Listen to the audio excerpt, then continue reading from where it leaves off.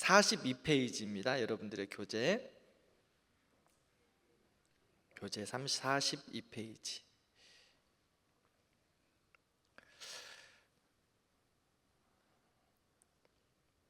예수님께서 38년 된 병자를 고쳐주셨습니다. 여기까지는 너무나 좋았습니다. 그런데 그날이 무슨 날이었을까요? 안식일이었습니다. 성경을 보면 그날이 안식일이었다라고 말해요. 예수님께서 병자의 병을 고치실 때 그 안식일 날 어떻게 말씀하셨습니까? 일어나 내 자리를 들고 일어나라 라고 말씀하셨어요. 그래서 그 병자가 곧 자리를 들고 일어나 걷고 갔습니다. 그런데 무엇이 문제입니까? 그렇죠. 안식일 날 병 고치는 것이 문제였다는 거예요. 안식일 날 일을 했다는 것이 문제예요. 무언가 했다는 것이 문제예요. 유대인들에게 그것이 문제였던 거예요. 유대인들에게 안식일 규정이 몇 개나 될까요? 안식일 날 하지 말아야 될 규정이 39개나 있답니다. 근데 안식일 규정을 지금 왜 이 38년 된 병자가 안식일을 예수님은 범했을 뿐만 아니라 38년 된 병자도 지금 일을 했다고 유대인들이, 바리새인들이 그 병자를 지적하고 있어요? 어떤 잘못을 했습니까? 병 나은 사람이 무슨 잘못을 했죠? 병 나은 게 잘못이죠? 지금 병 나은 사람이 38년 된 병자가 자기가 깔고 앉았던 자리를 들고 일어나서 걸어간 것이 잘못이에요. 지금 무슨 말이야, 목사님? 병을 나았으면 그 자리를 두고 갔으면 괜찮은데 그 자리를, 자기가 깔고 앉았던 그 자리를 들고 일어나서 그것을 들고 간 것이 잘못이라고. 왜 잘못이에요? 들고 간 게 일이야. 환자들에게는 예외 규정이 있었어요. 자기가 덮는 그런 이불 같은 것을 환자들은 환자니까 자기의 몸이기 때문에 몸처럼 생각해서 그것을 환자들은 갖고 다니는 것은 전혀 문제가 되지 않아요. 그런데 환자가 아닌 사람이 이 자리를 들고 일어났기 때문에 환자들은 자기가 덮고 있었던 이불이나 이런 것들이 문제가 되지 않아요. 왜? 그 병을 보호해야 하기 때문에, 병을 나아야 하기 때문에 그것을 갖고 뒤집어 쓰고 있는 건 자기의 몸의 일부다고 생각하기 때문에 전혀 문제가 되지 않습니다. 그런데 환자가 아닌 사람들이 그 이불을 들고 가는 것은 안식일에 일을 하는 거예요. 왜? 자기 몸에 있는 것이 아니기 때문에 일이 되는 거예요. 그래서 이것이 지금 바리새인들이 보고 뭐라고 하는 거예요? 왜 일을 하느냐? 왜 일을 하느냐? 그래서 이제 이불을 들고 가는 것이 잘못이다라고 이야기를 하는 거예요. 그래서 안식일을 범했다. 예수님은 안식일에 38년 된 병자를 고치신 것은 의도적으로 바리새인들에게 안식일에 하나님의 율법을 떠나서 사랑이 우선이다라는 것을 가르쳐 주시기 위함이었어요. 그래서 베데스다에 율법만 남아있고 사랑이 없어요. 사랑이 없는 그들에게 진정한 사랑이 무엇인지를 가르쳐 주시고, 안식일에 대한 잘못된 개념을 가지고 있었던 그들에게 병을 고치시는 것, 이것에 대해서 하나님께서 내가 안식일의 주인 되심을 가르치시기 위해서 예수님께서는 의도적으로 안식일에 병을 고치시고 또 형식주의였던 그들에게 가르치시기 위해서 병자를 고르치시고 병자를 그 이불을 들고 가게 하시는 그러한 일들을 볼 수 있습니다. 예수님이 가시는 곳에는 어쩌면 늘 안식일에 대한 논쟁이 있었어요. 이삭을 잘라 먹은 일도 있었죠. 자, 예수님께서 안식일에 밀밭 사이로 걸어가시는데요, 제자들이 배가 너무 고팠던 것 같아요. 그래서 이삭을 잘라가지고 이렇게 해서 후 불어야 되죠? 맞아요. 후 불어서 그 이삭을 먹었던 것 같아요. 그런데 이게 바로 뭐예요? 안식일을 범한 일을 한 거예요. 안식일에 일을 하면 돼요, 안 돼요? 안 돼요. 안식일은 일을 하지 말라, 거룩히 안식일을 지켜라 그래서 아무 일도 하지 말고 쉬어야 되는데 이삭을 비빈 거예요. 먹고 싶어가지고. 제가 이야기했죠. 이스라엘 갔는데 주일 안식일 날 금요일 날 저녁부터 엘리베이터를 누르지를 않는 거예요, 사람이. 그러니까 누가 눌러주면 그 층에 내리는 거예요. 그러니까 자기가 원하는 층에 안 눌러지면, 만약에 8층에 내리고 싶어. 근데 누가 8층을 안 눌러주고 7층만 눌렀다. 그럼 7층에 내려서 한 층 걸어 올라가는 거예요. 자, 그러면 누르는 거는 일이고 걸어 올라가는 건 일이 아닌가? 그런데 누르는 게 일이에요, 그 사람들에게는. 그래서 걸어 올라가는 거예요. 이것도 마찬가지예요. 이삭을 잘라서 배고프니까 먹었어요. 그런데 그것이 바로 안식일을 범한 일이 되어버렸습니다. 또 예수님께서 회당에 들어가셨는데 한쪽 손 마른 자가 있었습니다. 유대인들이 예수님이 이 한쪽 손 마른 자를 어떻게 하시나 지켜보고 있어요. 왜? 안식일을 범하나 안 하나 지켜보는 거예요. 왜 범하나 안 하나 지켜봐요? 그들에게 예수님을 어떻게 해서든지 잡아 죽이려고 하는 일이 있었기 때문에. 안식일을 범하는 거하고는 상관이 없어요. 그들에게는 지금 예수님을 잡고자 하는 일 때문에 예수님이 뭐 하나 계속 살펴보는 거예요. 그런데 예수님께서 한쪽 손 마른 자를 예수님께서 안식일 날 고쳐주셨어요. 예수님은 지금 무엇을 가르쳐주고 계셔요? 안식일의 주인은 바로 예수 그리스도다. 내가 모든 것에 완성되어진 사랑의 표현이다라고 예수님이 가르쳐 주시는 거예요. 그래서 그들의 병을 고쳐주셨어요. 그들은 또 어떻게 했어요? 병을 고쳐주시니까 일하신 예수님을 죽이려고 혈안이 되어 있습니다. 그들이 가지고 있었던 고정관념, 안식일에 대한 율법, 예수님이 어떻게 해요? 어찌 보면 깨부시는 혁명가와 같은 지금 모습으로 예수님이 보여지기 때문에 바리새인들과 유대인들은 예수님의 그 모습들이 너무 싫었던 거예요. 자, 안식일에 대한 이야기를 잠깐 해보겠습니다. 안식일의 기원은 어디일까요? 그렇죠, 창세기 2장의 안식일의 기원입니다. 일곱째 날에 하시던 일을 마치시고 쉬셨다. 안식하니라. 창세기 2장 보면 그렇게 말씀하고 있어요. 모든 것을 창조하신 이후에 안식하신 하나님에 대해서 말씀하고 있어요. 그래서 이스라엘 백성들은 그 하나님께서 말씀하신 그 율법적인 그 말씀을 가지고 사계명의 안식일을 기억하여 거룩하게 지키라라고 말합니다. 자, 유대인들이 안식일을 지켰습니까? 안 지켰습니까? 율법을 지켰습니까? 안 지켰습니까? 율법이 규정해진 그 율법을 지키기는 했는데 율법의 주인 되신 하나님 그 말씀을 따랐습니까? 안 따랐습니까? 따르지 않아요. 그들의 모습 가운데 그러니까 얼마나 이게 잘못된 모순이에요. 율법을 주신 이에 따라서 율법을 지키려고는 했는데 하나님을 말씀을 따르지는 않는다는 거예요. 그래서 우상을 섬겨요.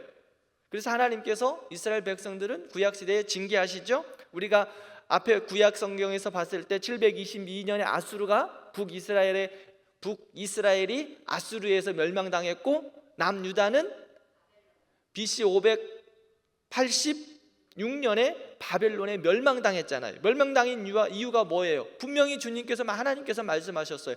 너희들이 나 외에 다른 신을 섬겼기 때문에, 하나님 외에 다른 신을 우상을 섬기기 때문에 멸망당했다라고 말합니다.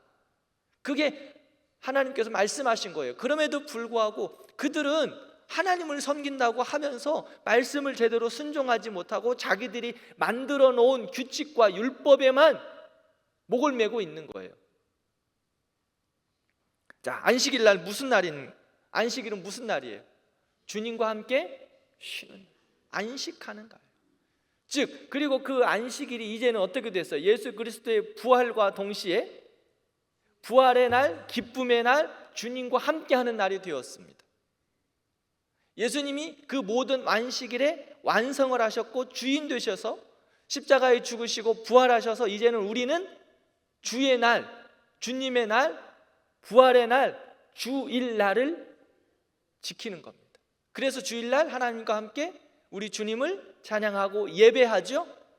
예전에는 우리 어른들 생각해 보세요. 월화수목금토일 하지 않고 월화수목금토 주일, 기억나십니까?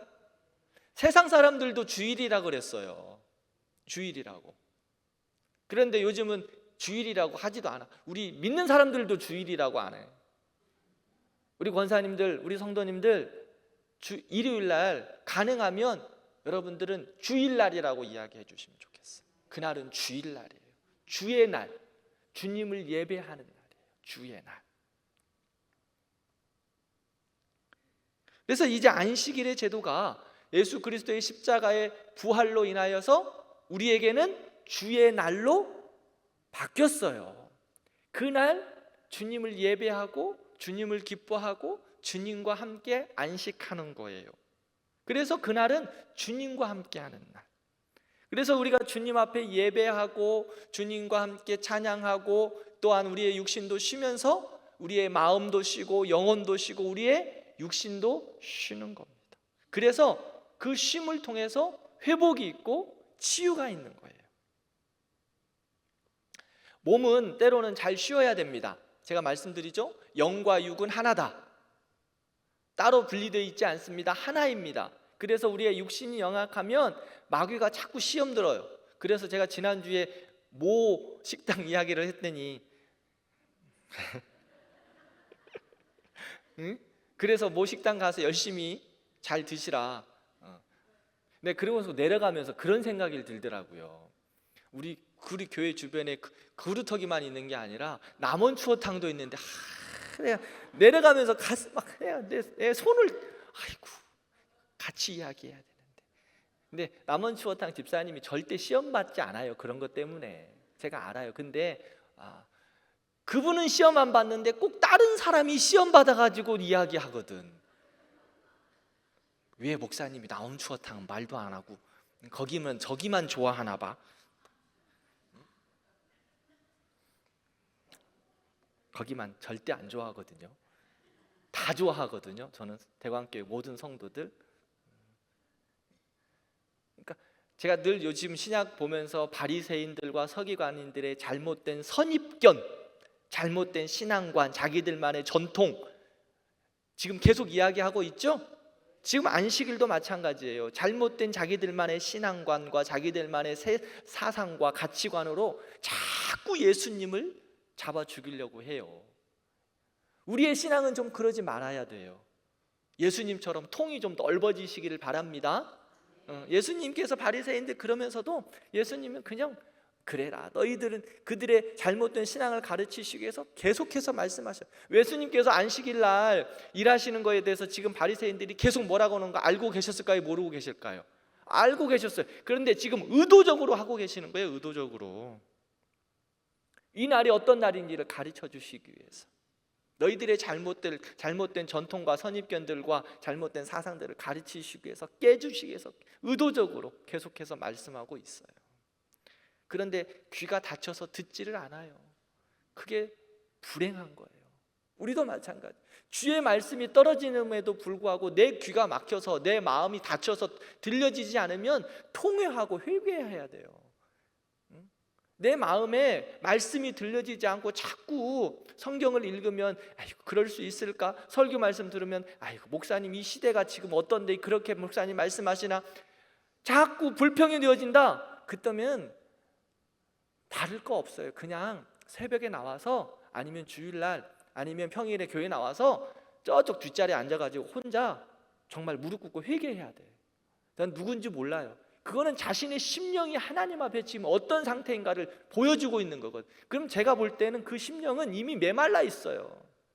바짝 메말라 있는 거예요. 자기만 알아, 자기만. 그거는 여러분들 본인이 더 잘 알아요.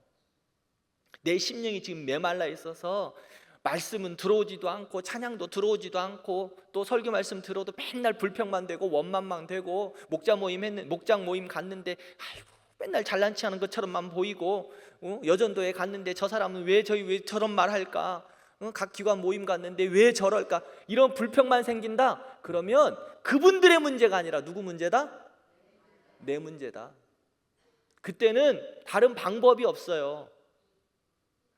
백날을 목사가 설교해도 하나도 안 들어와. 진짜요. 왜? 마음밭이 이미 자갈밭처럼 되어버렸어요. 아니, 자갈밭이 아니라 땅땅한 돌밭이 되어버렸어요. 그 옥토와 같이 갈아 엎어야 돼요.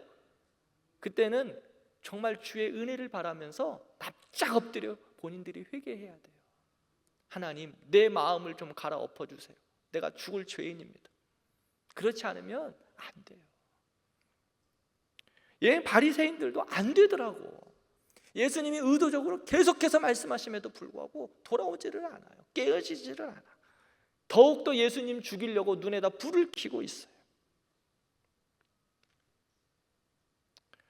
안식일 날, 이제 안식일로 다시 한번 돌아옵시다.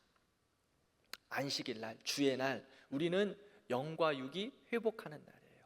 주님의 날로 기억하고. 그러므로 진정한 쉼이 있었으면 좋겠어요. 여러분들, 몸이 쉰다고 해서 영혼이 쉬어질까요? 우리의 영혼은 하나님을 만나야 참 쉼이 있습니다. 그러기에 주일날 아무리 잠만 한 20시간씩 잔다고 해서 온전한 회복이 있을까? 아니요. 영과 육은 하나라 그랬죠. 육은 조금 나아질 수 있어요. 그런데 영은 어떻게 됐어요? 계속 잠자고 있는 거야. 그러면 온전한 회복이 될까? 되지 않아요. 주일은 주님과 함께 기뻐하는 날이에요. 와서 주님하고 예배해야 해요. 그래야 회복이 있어요. 영도 회복이 있고 육도 회복이 있고. 에덴 동산은 완전한 상태였습니다. 그렇죠? 더 이상 부족함이 없었어요. 예수님, 하나님과 함께하는 그곳이 안식하는 곳이었어요. 그런데 뭘로 인하여 깨어졌어요? 죄로 인하여 깨어졌어요. 그래서 안식이 깨어졌다는 거예요. 그러면 안식하기 위해서는 어떻게 해야 됩니까? 죄로 인하여 회복돼야 되는 거예요. 이해가 잘 안 되셨습니까? 에덴 동산은 완전했습니다. 하나님과 함께 하셨습니다. 그래서 안식하게 하나님이 하셨어요. 그런데 그 참 평안의 에덴 동산, 참 안식이 있었던 에덴 동산에 깨어진 이유가 뭐예요? 죄로 인하여 안식이 깨어졌어요. 우리도 참 안식이 깨어지는 것이 뭔 문제냐? 죄 때문에 우리도 안식이 깨어지는 거예요. 그래서 제가 이야기했죠. 회복하기 위해서는 다른 것 방법이 없다. 회개해야 된다. 죄의 문제 해결해야 된다. 하나님 앞에 막힘이 있으니까 자꾸 원망만, 불평만, 시기만, 질투만. 기쁨이 없어요. 기쁨이. 교회 와서 앉아 있어도 기쁨이 없다고. 예배를 드려도 기쁨이 없다고. 그러면 방법이 없다고요. 저쪽 구석에 가서 회개해야 된다니까. 그래야 안식이 있어요. 안식. 영혼의 안식, 그 다음에 육체의 안식. 그 안식이 있는 거예요. 죄로 인한 깨어짐이 회복되어야 돼요. 그래서 주님께서 계속 말씀하시는 거예요. 너희들의 죄의 문제 깨어져야 된다고. 우리들도 마찬가지예요. 신약에 있어서 이제 주님과 함께 주의 날, 주일날이 이제 안식일을 대신하고 있어요. 그러면 주의 날 우리가 예배해야 하는 거예요. 그래야 참다운 안식이 있어요. 안식교에서는요, 카톨릭에서 정했다고 그래요. 그들은 태양신을 섬기는 날, 그것을 주일날이라고 이야기하거든요. 그래서 안식교에서는 주일날 예배드리는 것이 잘못됐다고 이야기합니다. 그러나 그것은 태양신을 섬기는 날이 아니라 부활의 날, 예수 그리스도의 부활의 날을 우리가 기념하며 주의 날을 지키는 거예요. 꼭 기억하세요. 태양신, 우리가 지금 태양신, 그 당시 고대의 태양신을 섬기는 날을 지금 주일날로 삼고 있나? 아니요. 안식 후 첫날 주일날이에요. 그날 주님께서 부활하셨어요. 그 날을 우리는 기념하여 그를 예배하고 그와 함께하는 날입니다. 그래서 안식일은요, 이제 주의 날로 변경되었고 주의 날에 우리가 함께 주님과 함께 살아가는 거예요. 기뻐하고 예배하고. 그래서 예배함으로 참 안식을 누리시기 바랍니다. 그 다음에 43페이지 보겠습니다. 43페이지 5번 좀 볼까요? 밤이 맞도록 기도한 후에 12제자를 확정하셔서 임명하심. 예수님께서는 제자들을 세울 때마다 늘 기도하셨어요. 늘 삶에서 기도하셨지만 특별히 제자들을 세우실 때 교회는 예수님은 기도하신 것을 볼 수 있어요. 자, 거기 한번 읽어볼까요? 1번부터 그 당시 시작. 그 당시 랍비들은 자신들을 따라다니는 제자 집단을 두고 있었다. 그들은 랍비의 가르침을 전수받고자 하는 자들이었다. 하지만 예수께서 그의 제자들을 부르신 목적은 단순히 그들이 자신의 가르침을 전수받도록 하기 위함이 아니라 그들이 사람들을 낚는 어부들이 되게 하려는 것이다. 두 번째, 예수님은 사역 기간에는 함께 일하고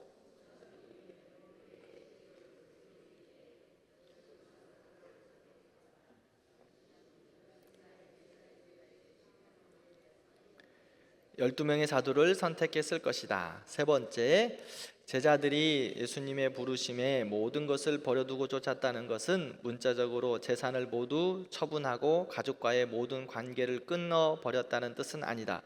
그것은 오히려 자신들의 그 어떤 삶의 방식이나 가족 관계도 예수를 따르는데 전혀 방해되지 않는 새로운 삶의 방식을 정립하였음을 의미할 것이다. 네 번째, 제자와 사도라는 용어는 이 사람들을 가리킬 때 혼용하여 사용했다. 하지만 제자는 학습자나 추종자인 반면 사도는 일반적으로 특별한 메시지나 사명을 가지고 파송된 사람을 가리킨다.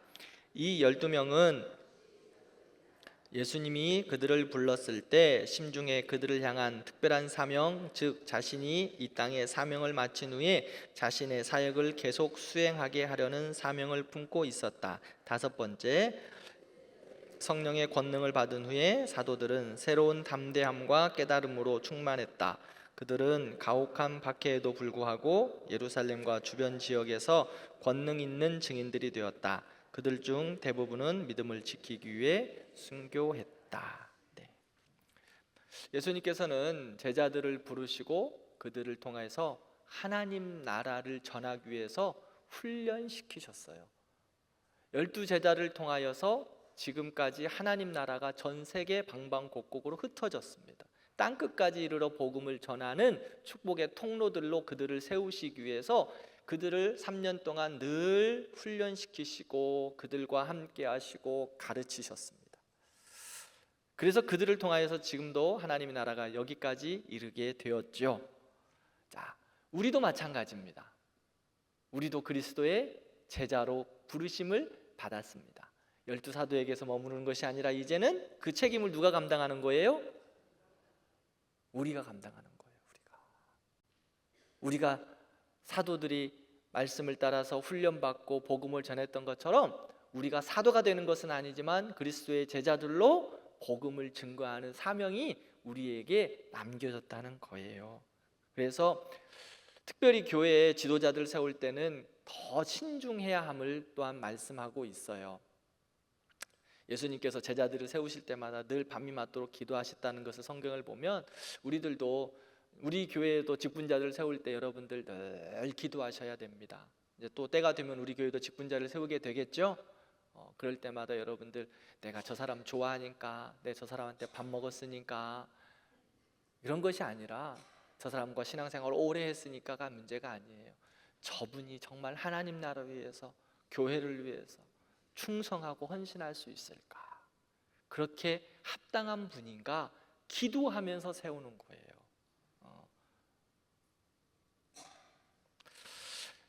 44페이지 보겠습니다. 44페이지 보면 12제자들의 특성 비교표 있죠? 요거는 여러분들이 한번 집에 가셔서 읽어보시면 좋겠습니다. 12제자들에 대해서 기록해 놓은 거예요. 베드로, 안드레, 야고보, 요한 이런 사람들이었구나. 여러분들이 다 아시는 내용인데 정리해 놓은 거니까요. 집에 꼭 한번 읽어 보시기를 바랍니다. 특기사항 특별히 읽어보시면 더 좋을 것 같아요. 자, 그 다음에 이제 산상수훈을 가르치심 보겠습니다. 6번. 산상수훈. 산상수훈이 뭐예요? 예수님께서 말 그대로 산에서 가르치신 내용이에요. 핵심이 뭐예요? 산상수훈의 핵심이 뭘까? 산상수훈의 핵심. 성경 말씀이 하나님의 사람들이 어떻게 살아가야 되는 것을 가르쳐 주셨는데 그 핵심이 바로 산상수훈이에요. 즉 하나님의 사람들이 어떻게 살아가야 하나. 구약 시대에서는 출애굽기에서 하나님께서 하나님의 백성들의 삶의 표본을 뭘로 주셨습니까? 십계명으로 주셨죠. 신약 시대에는 하나님의 사람들이 어떻게 살아가야 되나의 표본을 산상수훈에서 가르쳐 주고 계십니다. 산상수훈. 그래서 마태복음 5장, 6장, 7장은 참 여러분들이 읽으실 때 귀하게 내가 하나님의 사람으로 이렇게 살아가야 되는 거구나 라는 것을 가르쳐 주시고 있기 때문에 마태복음 5장, 6장, 7장을 여러분들이 보실 때 이렇게 보시면 돼요. 이게 이런 부분에서 내가 이렇게 말씀으로 살아가야 되는 거구나 깨달으시면 더 좋을 것 같습니다. 그래서 구약에는 뭐였어요? 십계명, 하나님의 사람들이 살아가는 어떻게 살아가야 될 건가 표본을 보여주셨는데 그게 바로 십계명. 다음에 신약에서는 뭐라고요? 산상수훈. 그래서 산상수훈은요 십계명을 재해석해 놓은 거라고 볼 수 있어요. 십계명을 다시 한번 이제 예수님께서 해석해 놓으신 것. 그래서 십계명의 핵심을 강조하고 또 재해석하면서 산상수훈의 사랑을 더 강조해 가고 계십니다. 4번 한번 읽어볼까요? 산상수훈 네 번째. 산상수훈의 총 주제는 시작. 산상수훈의 총 주제는 하나님 나라로서 그 구체적인 내용은 그 나라의 백성인 제자의 특성, 임무, 태도, 위험 등을 다룬다. 다시 말해 이 설교는 제자들이 추구해야 할 하나님 나라의 삶의 본질을 규정해 나간다. 따라서 일반 사회의 형태에 관련된 것이라기보다는 하나님께 순종하는 그리고 그에게 헌신된 제자 공동체에 관련된 것이다. 우리가 하나님 나라 백성으로 대한민국에 살아가지만 우리는 어떤 나라의 시민권으로 또한 살아갑니까? 하나님 나라의 시민으로 살아갑니다. 그러니까 하나님 나라의 시민의 지침서인 산상수훈을 잘 읽고 묵상하시고 그 말씀을 따라 살아가는 거예요. 순종하면서 살아가는 거예요. 그래서 산상수훈의 첫 번째 가르침은 뭘까요? 네, 그렇죠. 예수님께서 인생들이 가장 좋아하는 것을 예수님이 너무 잘 아셨어요. 뭘 좋아하죠? 복 좋아하잖아요. 복. 그래서 예수님께서 인생들에게 하나님 나라의 백성의 복은 바로 이런 거다라고 가르쳐주고 계세요. 복이 너무 좋다. 그런데 너희들이 추구해야 될 복은 바로 이것이다. 세상의 복과는 다름을 말씀하고 있어요. 심령이 가난한 자 복이 있고, 온유한 자 복이 있고, 또 애통하는 자 복이 있고요, 의에 줄이고 목마른 자, 긍휼히 여기는 자, 그 다음에 또 뭐 있어요? 팔복 있죠. 8번. 마음이 청결한 자, 화평케 하는 자, 의를 위하여 핍박받는 자, 나로 인하여 핍박을 받는 자, 복이 있다라고 말씀하십니다. 우리가 가지고 있었던 복의 생각을 어때요? 훨씬 더 뛰어넘습니다. 우리는 대충 복이라고 이야기하면 아파트가 있어야 복이 있고, 또 차가 있어야 복이 있고, 뭐가 있어야 복이 있고, 또 뭔가가 있어야 복이 있고, 이런 걸 복이 이야기하잖아요. 복 받았다고 하기도.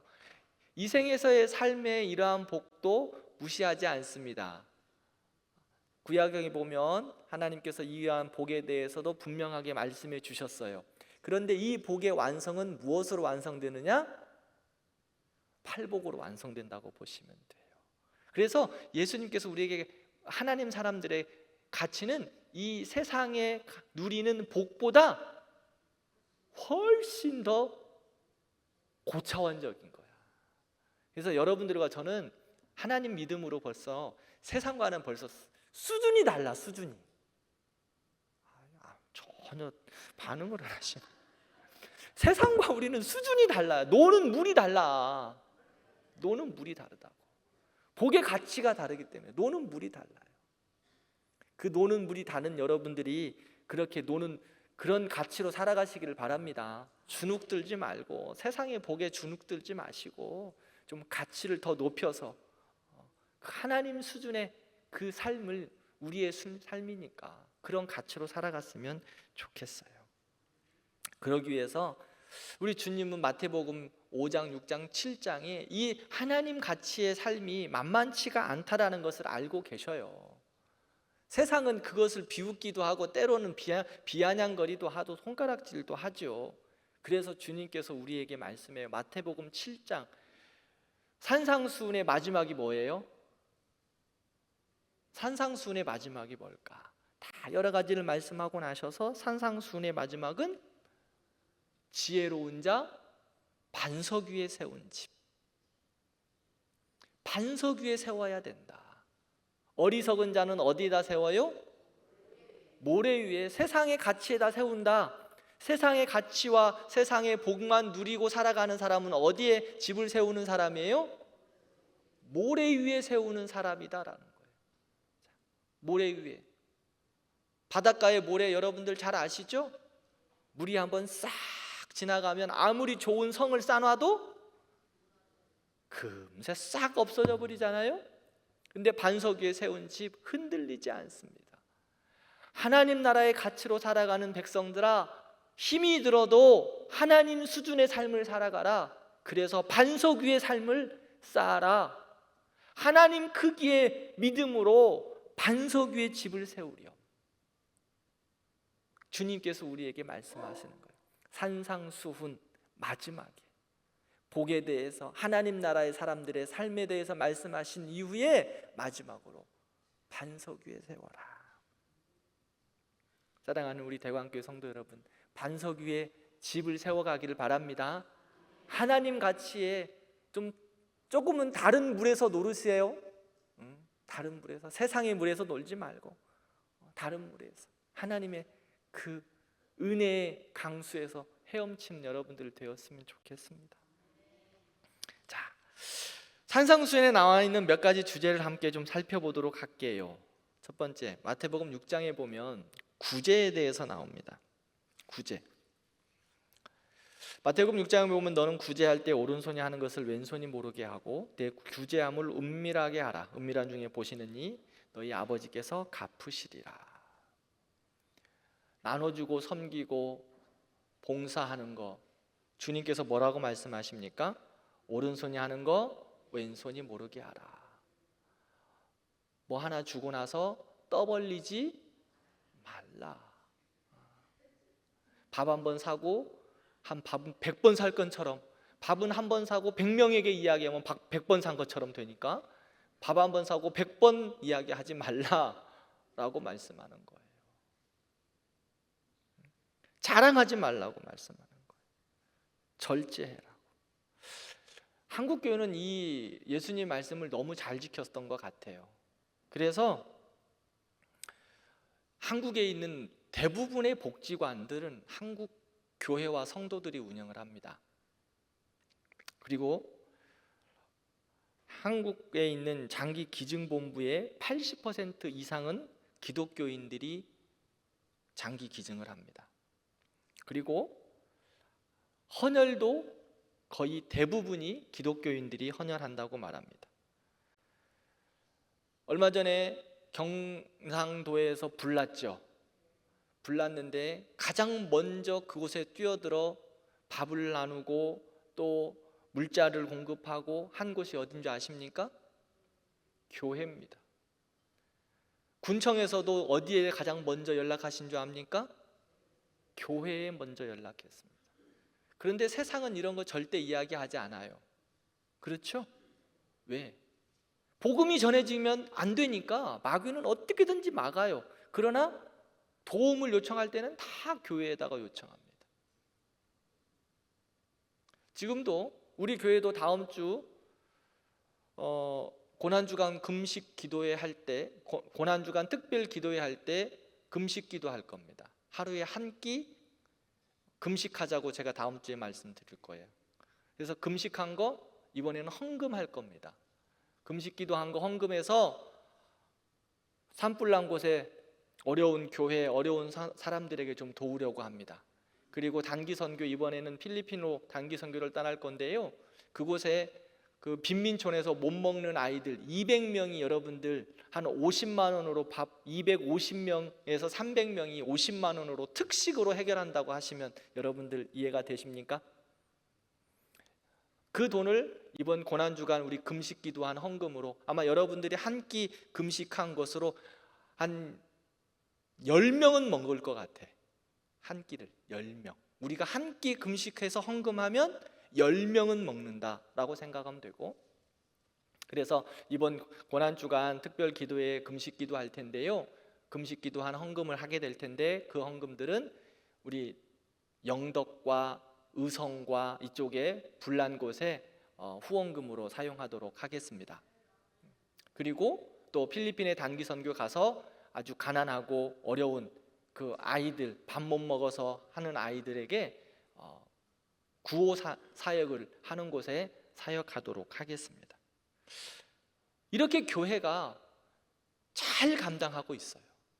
근데 요즘은 제가 생각하면서 교회가 이렇게 모든 것들을 정말 잘 감당하는데 우리 주님 말씀대로 오른손이 하는 것을 왼손이 모르게 하니까 세상이 다 지네들만 먹고 노는 줄 알아. 우리 교회에서도요, 거의 20% 이상이 선교와 구제와 교육까지 하면 거의 30% 이상의 예산이 다 그런 쪽으로 사용되어지고 있습니다. 작은 돈이 아닙니다. 그런데 세상 사람들은 보면 그렇죠. 교회에서 지네들이 헌금해서 맨날 지네들이 먹고 놀고 한다고. 우리 먹고 놀고 하는 거 얼마 없어요, 실질적으로. 그렇죠? 하나님 나라 위해서 더 잘 쓸 거예요. 더 귀하게. 교회가 그 일들을 감당하고 있다고요. 근데 요즘은 세상이 교회는 지네끼리 하는 줄 알아. 그래서 요즘은 좀 다른 생각도 들어요. 제가 그래서 우리 교회 홈페이지에다가 지난 연말에 동사무소 가서 또 사랑의 열매 한 거, 그다음에 그 경로대학도 하는 거, 그다음에 뭐 이제 또 여름 다가오면 또 삼계탕도 우리 또 어른들 대접해야죠 하는 것을 제가 우리 홈페이지에다가 사진을 다 찍어서 올립니다. 요즘은 제가 좀 생각이 조금은 달라졌어요. 그걸 막 떠벌릴 필요는 없지만 때로는 세상 사람들도 보라고 알려야 되겠구나. 교회가 이런 일들을 정말 잘하고 있구나. 때로는 알릴 필요가 있겠구나. 모르는 사람들은 정말 교회가 지들끼리만 다 하는 줄 아는데 우리 교회 예산의 많은 부분이 거의 모든 교회, 우리 교회뿐만 아니라 많은 교회들이 다 그럴 거라고 저는 생각해요. 그런데 우리 주님께서 야, 오른손이 하는 거 왼손이 모르게 해, 그렇게 말씀해 주셔서 교회가 정말 밖으로 알리는 것을 가능하면 절제하고, 정치인들처럼 사과 몇 박스 올려놓고 막 사진 찍어갖고 그런 거 안 하잖아. 그래서 우리도 마찬가지예요. 할 수만 있으면 겸손하게 남을 섬기고 배려하고 도와주고 위하는 것은 할 수만 있으면 주님 말씀 따라서 어떻게? 겸손하게. 그리고 자랑질하지 말고 그냥 겸손하게 감당했으면 좋겠어요. 이것이 바로 교회가 높은 가치를 가지고 있는 사람들의 모습이에요. 세상 사람들은 아까 우리가 했죠, 교회는 다른 물, 세상의 물하고 좀 다른 물이라고 했죠.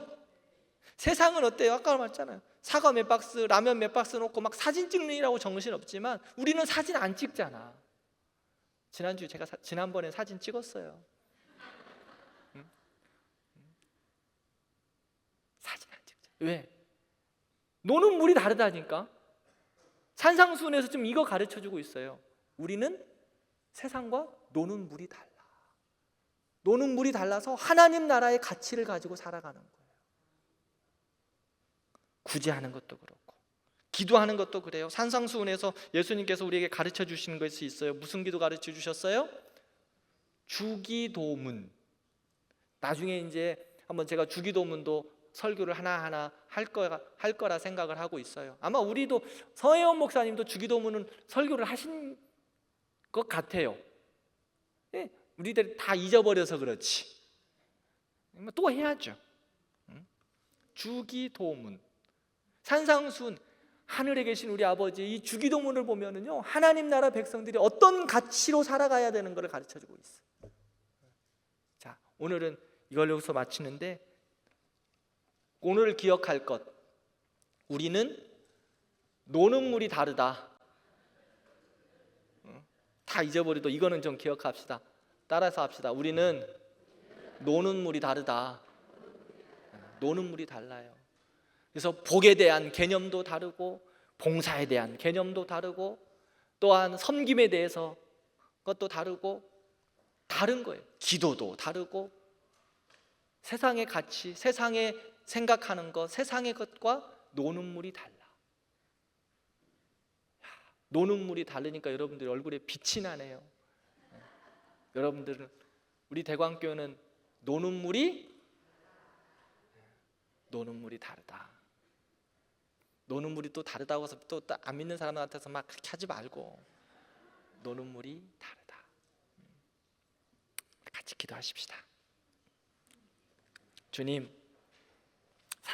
산상수훈 말씀을 통해서 우리가 하나님 나라의 백성으로 어떻게 살아가야 되는가를 함께 배웠습니다. 하나님 나라의 가치를 가지고 살게 하시고 하나님 나라의 복을 가지고 살게 하여 주시고 세상과 다름으로 살게 하여 주옵소서. 같이 기도하십시다.